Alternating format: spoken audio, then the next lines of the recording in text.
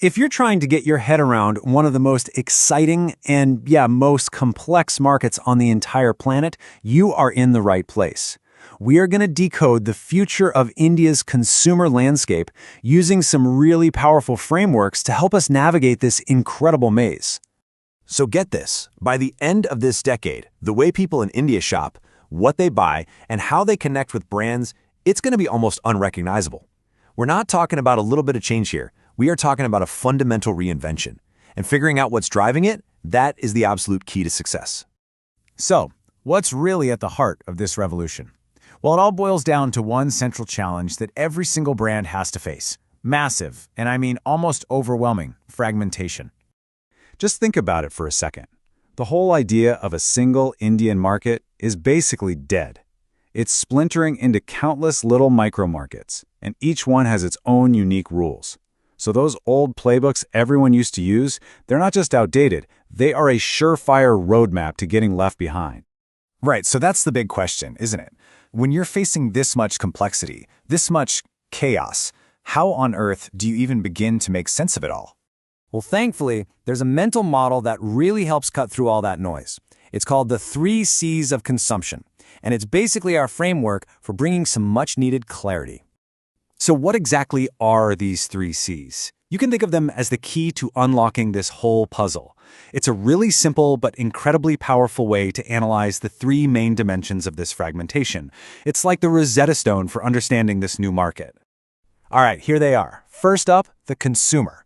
Who exactly is your customer? And I mean, really, who are they beyond the old, tired labels? Second, the category. What products or services are they actually buying to solve whatever problems they have? And finally, the channel. Where are they discovering you and buying from you? Is it online, offline, or some crazy mix of both? Now, here's the most important part. These 3 things are completely interconnected. You can't just be good at one, you have to master all 3 to win. Everything, and I mean everything, starts with that first C, which you could argue is the most important one, the consumer. We absolutely have to decode who they really are today, and that means going way beyond simplistic things like just their age or where they live. I mean, seriously, how are you supposed to segment a market of over 1 billion people when all the traditional buckets we used to use, urban versus rural, north versus south, are just completely falling apart? And this is the new playbook, the 3x3 consumer matrix.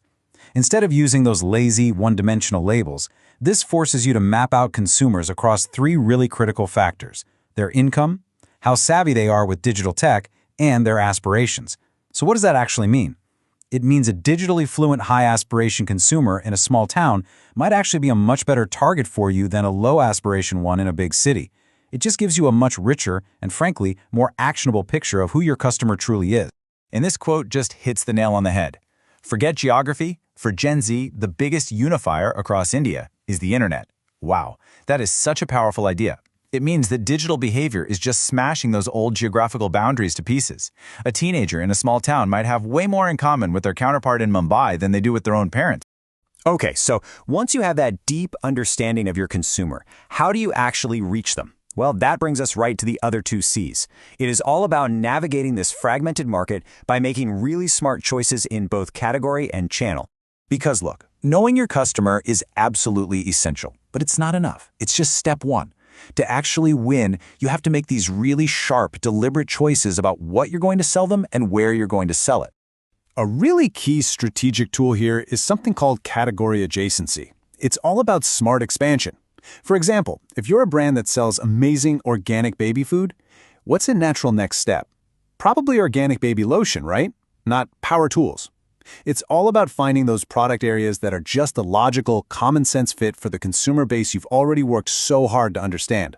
Now, doing all of this obviously requires a ton of investment and a pretty complex strategy, but that difficulty, that's precisely where the big opportunity lies. And this brings us to our final big idea, the J-curve, which perfectly shows how today's challenges are actually the necessary setup for tomorrow's explosive growth. Because the path to building a massive, lasting brand in this new India is not a simple, straight line going up and to the right. We need to just forget that idea completely. Instead, the real growth path looks a lot more like this. It's a J-curve. Let's break it down real quick. First, you have the dip. This is where you're making those heavy initial investments. You're trying to understand your consumer, you're building out your channel, you're just getting your brand established in a really noisy market. Then you get to the trough. This is the grind. You're building your foundation, you're earning trust. But if you get that right, you finally hit the inflection point, and this is the magic moment. This is where you unlock that explosive, exponential growth that really defines the market leaders. So the takeaway here is pretty clear. This massive shift, this J-curve, it's coming for the Indian consumer market. The only question left is this: is your brand ready to lean into that initial dip, to do the hard work, so you can be there to catch the massive rise on the other side?